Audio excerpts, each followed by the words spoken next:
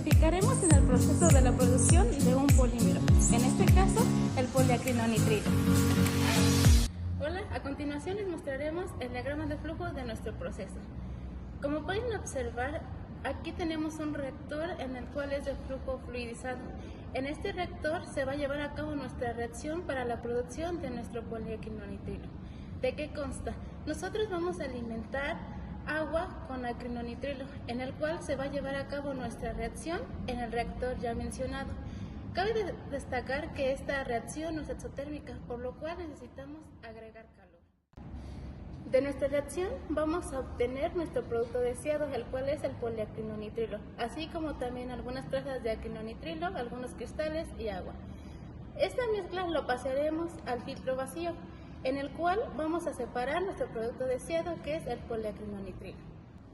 En nuestro proceso vamos a implementar el software GAMS haciendo uso de distintos modelos de programación. Lo que vamos a buscar es optimizar el costo energético, el gasto de agua y hacer una planificación de dónde sale más sostenible y rentable poner nuestra empresa. Para la optimización energética hicimos uso de un problema diferente debido a que en el problema indicado de polímero nada más teníamos una sola red, que era un intercambiador, por lo cual no podríamos hacer optimización energética.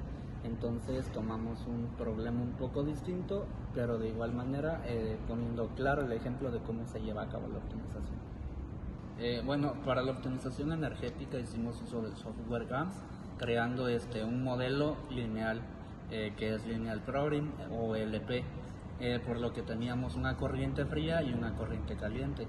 Esto debido de corriente 1 caliente, corriente caliente 2, fría 1, fría 2. Para los parámetros pues teníamos temperaturas y el flujo de Cp, que es calor por la masa. A continuación vamos a calcular la capacidad máxima de intercambio. Esta es el calor que puede transferirse entre cada par de corrientes, respetando el delta de temperatura mínima. Continuando con las variables, tenemos los tres tipos de variables: el calor intercambiado entre corrientes, el calor aportado por vapor y el calor retirado por agua. Todas estas variables son positivas y vamos a tener nuestra función objetivo, que va a ser el costo total. Como ecuaciones vamos a tener los distintos balances que hay, que va a ser los balances de energía: energía de H, energía de C, delta mínimo y nuestra función objetivo. Si bien con este modelo vamos a poder obtener los costos mínimos tanto del calor suministrado como el calor retirado, así como el que es intercambiado entre estas corrientes. A continuación les presentamos nuestro código de GAMS hecho para la optimización del costo energético. Lo primero que debemos observar son las sets. Estas nos definen el conjunto de elementos de nuestro sistema. En nuestro caso son corrientes calientes, H1, H2, y corrientes frías, C1 y C2. Por consiguiente, tenemos los datos del problema. Estos van a ser nuestros parámetros que ya nos dice el problema. Tenemos la temperatura de entrada, temperatura de salida y el flujo másico por el Cp. Esto dado para nuestras corrientes calientes y también está dado para corrientes frías. Las temperaturas están dadas en grados Celsius y el flujo másico por Cp está dado en kilowatts sobre grados Celsius. Con estos datos dados procedemos a calcular las cargas térmicas de cada corriente, QH y QC, que vienen siendo la carga térmica para la corriente caliente y la carga térmica para la corriente fría. Como parámetros económicos tenemos el delta de temperatura mínima, que está dado en grados Celsius. Es nuestra temperatura permisible, que son 30. 30 grados Celsius va a ser nuestra temperatura permisible para nuestra red de intercambiadores de calor. Tenemos el costo de vapor y el costo de agua. Estos están dados en dólares por día. Como consiguiente, tenemos la capacidad máxima de intercambio de calor. Aquí tenemos que calcular la cantidad máxima de calor que puede transferirse entre cada par de corrientes. Esto respetando el delta de temperatura mínima. Usamos una ecuación basada en la diferencia de temperaturas y los flujos máxicos por Cp. Si no es posible el intercambio, la capacidad es cero. Como variables tenemos el costo, que es nuestra función objetivo, es nuestra ecuación a minimizar. También hay otro tipo de variables que son positivas. Va a ser Q vapor y Q agua. Estas significan Q viene siendo el calor intercambiado entre corrientes. Q de vapor viene siendo el calor aportado por vapor a corrientes frías. Y el Q de agua es el calor que removemos por agua de enfriamiento de las corrientes calientes. Todas estas son positivas. Como ecuaciones tenemos las que simulan el balance de energía. Por lo tanto, tenemos la de energía H, que es lo que sale de las corrientes calientes, debe de igualar su carga térmica. La energía en corrientes frías, que es lo que entra a las corrientes frías, que debe igualar su demanda. La restricción de delta T mínima, que es el intercambio que no puede superar la capacidad calculada, y nuestra función objetivo, que viene siendo minimizar el costo total de vapor y agua. A continuación usamos el modelo GEN. Esto significa Heat Exchanger Network, y lo resolvemos como un problema de programación lineal, que viene siendo LP.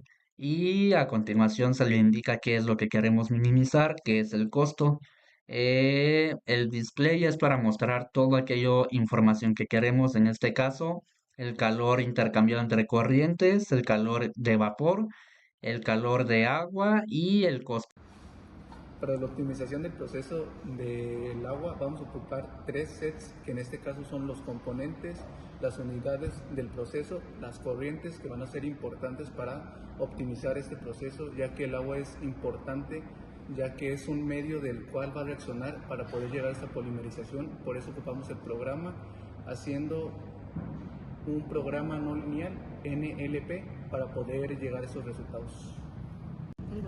Bueno, en este caso, para utilizar el programa de GAMS, lo utilizamos más que nada para optimizar los costos del agua, haciendo un balance general de todo el sistema. Esto nos proporciona cuál es el beneficio de un costo menor, teniendo en cuenta que no existe esa recirculación del agua.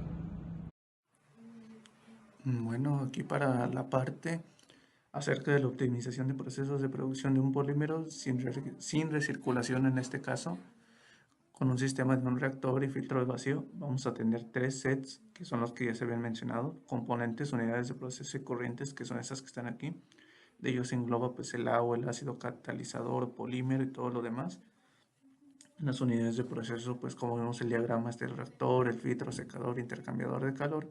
Y las corrientes tenemos dos entradas, dos salidas, pero las salidas tienen de agua caliente, una salida en el filtro, una salida en el filtro 2, salida del secador y la del reactor. En esta tabla de composición inicial vemos pues que en la entrada 1 va el agua con el ácido que estamos complementando, en la entrada 2 va agua con el catalizador y en el agua caliente pues tenemos otra salida. Los parámetros están en una temperatura en grados Kelvin. Como vemos, en la entrada 1 y la entrada 2 entran a la misma temperatura, que son de 15 Kelvin, son la misma, pero en el agua caliente salen a 60, en la salida del reactor a 40, salida del filtro 35, la segunda del 35 igual también, la salida del reactor es 80. También podemos ver más acerca de los costos del lote, por ejemplo, el costo del agua, costo del ácido, costo del catalizador, costo del calentamiento, costo del secado. Pues estos datos son importantes para el programa. Nuestras variables las vamos a poner como X, donde voy a englobar los sets Y y K, donde son los componentes y las corrientes. Por ejemplo, decimos flujo másico de componente Y en corriente K. Expresamos en kilogramos, también tenemos la temperatura, el costo total y el agua evaporada. Las ecuaciones las vemos aquí como objetivo del costo total del proceso, que es lo que nos interesa saber. Tenemos aquí especificado todos los balances del reactor, del filtro secador y las salidas. El objetivo total del costo del agua va a ser representada por esta ecuación, que es una sumatoria de todos los costos, ya sea del agua, ácido catalizador, calentamiento, que como ven se expresan aquí, cuáles son sus corrientes, entradas y todo lo demás.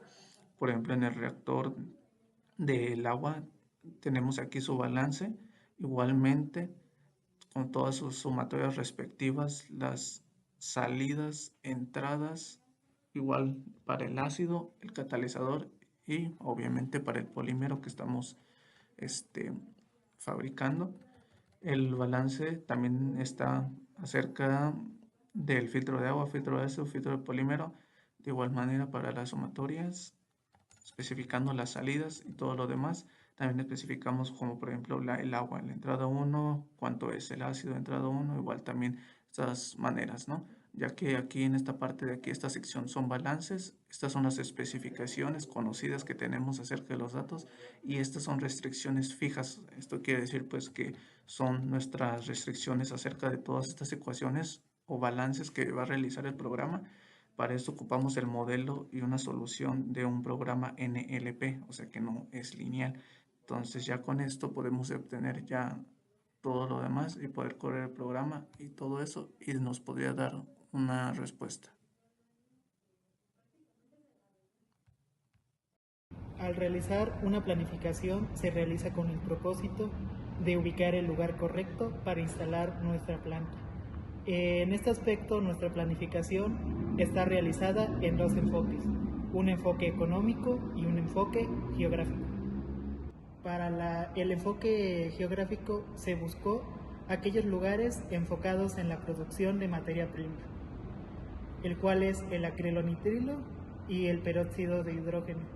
Con respecto al acrilonitrilo, se encontró que en México no hay producción de este producto, por lo que se buscó una distribuidora enfocada en él. En este caso, la distribuidora Resident, ubicada en Cicotzinco, Tlaxcala. Por esto mismo, se decidió que el lugar ideal para instalar la planta sería en la ciudad de Puebla de Zaragoza, debido a su gran industria textil e industria automotriz. Por esto mismo se decidió ubicar la sede en la ciudad de Puebla de Zaragoza, una ciudad muy enfocada en la producción textil y en la industria automotriz. Por esto mismo, para las pruebas económicas se realizó a través de dos puntos de vista: la distancia recorrida para llegar el producto a la sede, así como el costo del producto. Por último, se realizó un análisis con la tasa de empleos para ver cuántos empleos se genera en esta empresa, considerando cosas como el tamaño de la empresa, los trabajadores que hay en Puebla en promedio y otros datos en general. La siguiente cosa tenemos la que es el código de GAMS para la planificación, donde vamos a optimizar nuestros costos diarios. Tenemos nuestros sets. Nuestros sets son el MP, que son las materias primas del acrilonitrilo y el peróxido de hidrógeno. También tenemos los costos necesarios, que lo tenemos con una C, que sería el transporte, la materia prima, el agua y la energía. Nuestros parámetros tenemos que es el costo del agua, que tiene un costo de $14.04. Tenemos el costo de la energía, que estos costos son costos diarios y podemos ver aquí.